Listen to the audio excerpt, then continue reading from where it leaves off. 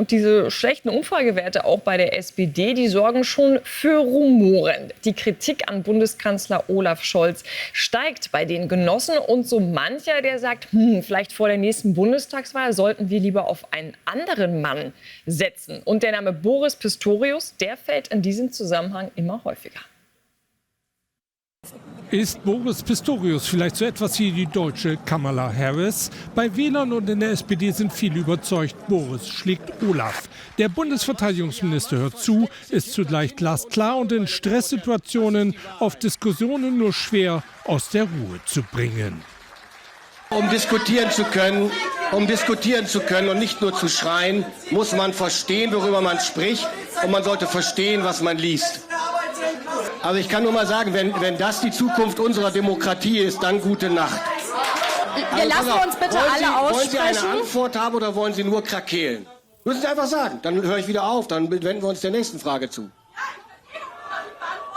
Er versucht es ja gerade zu beantworten, aber lassen Sie ihn bitte aussprechen. Aber Sie quäken doch dauernd dazwischen, verflixt und zugenäht. Dieser Diskurs hier macht wirklich Freude. Ich habe schon viele Diskussionsveranstaltungen erlebt. Strittige, muntere, auch hitzige. Aber sowas, wie Sie mir hier gerade bieten, habe ich ehrlich gesagt noch nicht erlebt. Kanzler Olaf Scholz fährt desaströse Europawahlergebnisse ein, macht einfach weiter, fast wie Joe Biden, und sucht die Wähler der SPD. Laut einer Umfrage der Forsa schwindet der Rückhalt für den Kanzler in der Partei. Nur eine knappe Mehrheit ist mit Scholz als Kanzler zufrieden, ein Trend, der den Forsa-Geschäftsführer nicht überrascht. Wenn nur etwas mehr als die Hälfte ihn mit seiner Arbeit zufrieden sind, ist das natürlich ein sehr, sehr schlechtes Ergebnis. Es ist aber auch nicht überraschend, da ihn ja bei der Mitgliederbefragung 2019 eine Mehrheit nicht als Parteivorsitzenden wollte. Das heißt, die SPD-Mitglieder haben im Grunde schon immer mit Scholz gefremdelt. So sehr der Kanzler versucht, die Stellung zu halten, eine weitere Kanzlerkandidatur scheint für Olaf Scholz fast undenkbar. Nur 33% der SPD-Mitglieder sprechen sich dafür Scholz aus. 47% sind gänzlich dagegen. Für 33% ist Bundesverteidigungsminister Pistorius die bessere Wahl.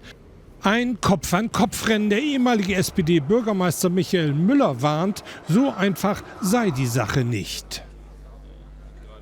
Jeder und jede hätte die gleichen Probleme, mit denen er zu kämpfen hätte, wie sie jetzt auch Olaf Scholz bewegen. Boris Pistorius macht es toll, aber Olaf Scholz macht es gemessen an den Problemen, die zu bewältigen sind, auch sehr gut.